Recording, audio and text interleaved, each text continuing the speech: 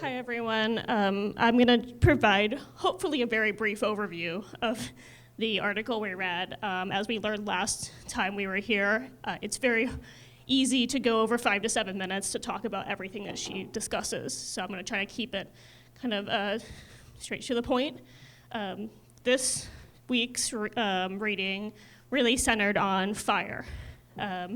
And a lot of what she discussed was her experience with fire.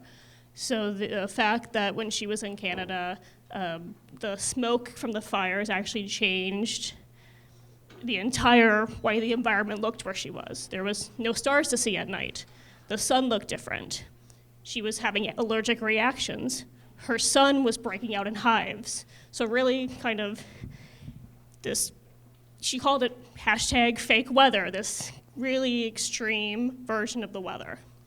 But one of the things that I thought she did a really good job with is highlighting how the ways the fire impacts people that are already struggling and who are already facing some of the most harsh things in that area.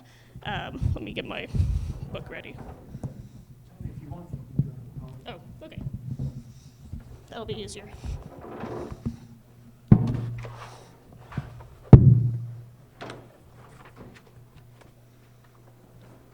So if you have the book, she starts really highlighting this on pages 214 to 215.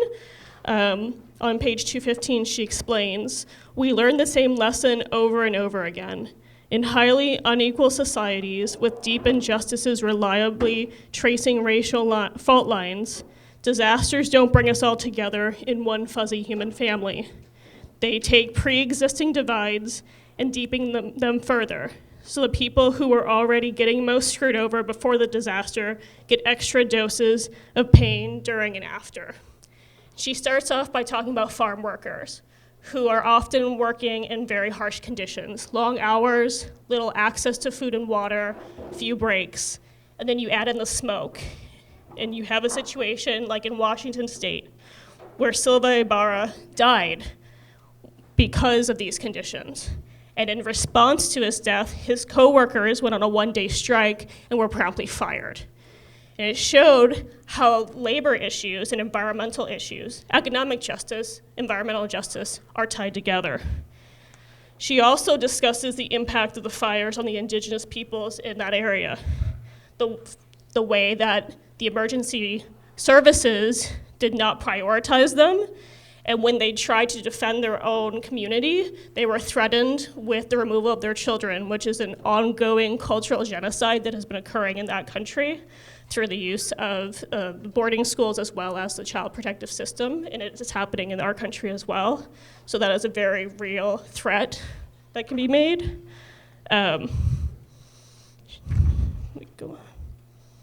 She also discussed how in the midst of all these fires, pipelines were being pushed through.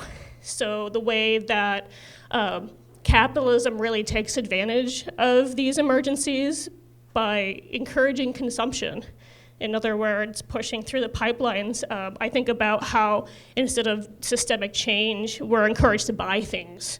When we think about gun violence, for example, well, we're told to buy a bulletproof backpack for our kid, not actually address the systemic issues. And that's how capitalism responds to crisis. She has a footnote that talks about the Paradiso fires, which occurred after this was written. And I wanted to make sure that we understood who is impacted by that. There were 86 people who died in California as a result of those fires. Most of them were disabled.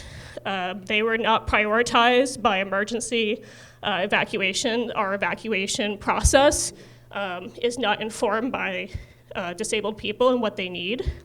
And then this past year in 2019 in California, when there was a threat of wildfires, the public electricity utility actually shut down electricity rather than replacing their lines and doing things like that. They shut off electricity, which many disabled people rely on for oxygen, keeping medication cool, motorized wheelchairs, and in fact, one disabled man died within 12 minutes of his electricity being turned off because he relied on the electricity for his oxygen machine. So I think that this article really is starting to highlight that those who are already marginalized in our communities are feeling the effects already. And they're often the ones that have the burden placed on them when we come up with solutions. Like in California, where they turned off the electricity without consulting with the disabled community. In fact, one woman had to buy a generator that cost her $10,000 to be able to sleep through the night without dying. So that's our summary. I'm hoping it kind of gets our conversation going tonight. Thank you.